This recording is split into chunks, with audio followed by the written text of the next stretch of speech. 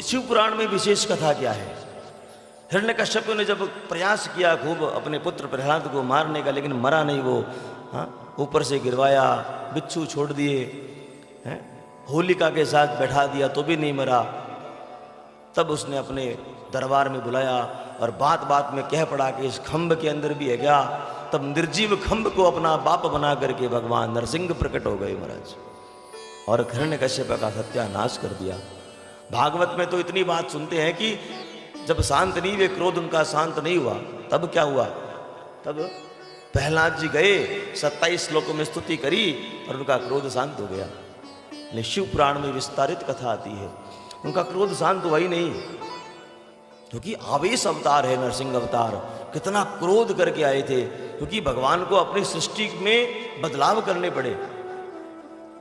नर अलग है, पशु अलग है ना। 84 लाख योनियों में सब पृथक पृथक है, अपने अपने स्वतंत्र भाव से सारी योनियां हैं, लेकिन इन सब को पार करके उसके वरदान को काट करने के लिए सब कुछ प्रकृति को बदलना पड़ा। तो क्रोध आता है ना।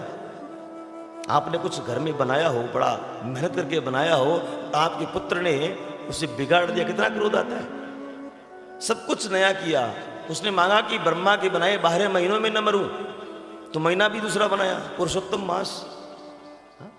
अस्त्र से न मरूं, शस्त्र से न मरूं। किसी मानव के नख देखे आपने इतने बड़े? कितने बड़े नख बनाए उन्होंने अपने। नीचे का भाग पूरा मानव का, ऊपर का भाग पूरा शेर का। जमीन पे न मरूं, पाताल में न मरूं, सारा कुछ भगवान ने बनाया और बताया कि ब्रह्मा की बनाई सृष्टि में न मरूं। वो नरसिंह अवतार जो भगवान ने स्वयं अपना बनाया, तो प्रकृति के खिलाफ गए, आवेश अवतार था, जल्दी शांत नहीं हुआ। उसको मारने के बाद भी शांत नहीं हुए। सारे देवी देवता खड़े हैं लेकिन शांत नहीं हो रहे हैं, मानो आज अभिमान आ गया। कहते हैं सारे मिलकर के गए भगवान शिव के पास कि महाराज अब आप ही संभालो। नारायण हरि आज आवेश में आ गए, सदैव मुस्कुराने वाले नारायण आज आवेश में है महाराज। तो भगवान शिव भी गए वहां पर, लेकिन भगवान शिव की बात भी नहीं मानी। तब कहते हैं भगवान शिव ने वीरभद्र को भेजा, दक्ष के पास भेजा था ना वीरभद्र को। उसी वीरभद्र को, जो महाकाल का भी काल है, भगवान का ये अंशावतार है, उसे भेजा। तो कहते हैं इतना क्रोध था कि वीरभद्र को भी नोचने लगे, उनकी बात से भी कुछ फर्क नहीं पड़ा। तब भगवान शिव ने क्या किया?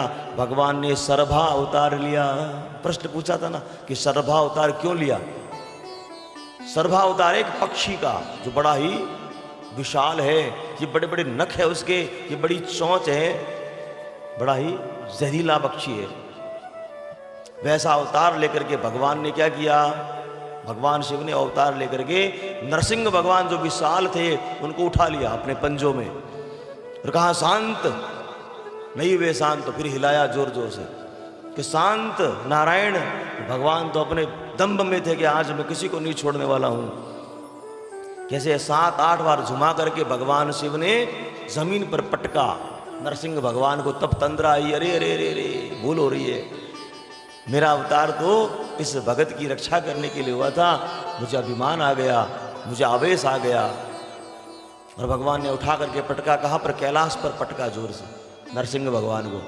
तब तंद्रा टूटी कि महाराज क्षमा शिव, आपके कारण से ये अवतार लेना पड़ा, मुझे तो अभिमान हो गया।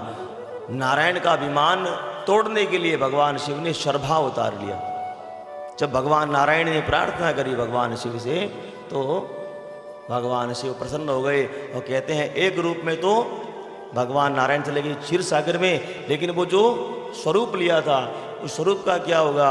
उस स्वरूप को भगवान ने बागंबर बना करके धारण कर लिया। बोलिए मेरा ही तो अवतार है, मेरा ही तो अंश है। वही बागंबर शर्म जो है उस पर मेरे शिव बैठते हैं, उसी को ओढ़ते हैं महाराज, क्योंकि मेरे हरि का है। हमें अपने इष्ट देवता के चुनरी मिले, कुल देवी की, तो क्या करते हैं हम? ये प्रसाद है। ये है हरि और हर का संबंध।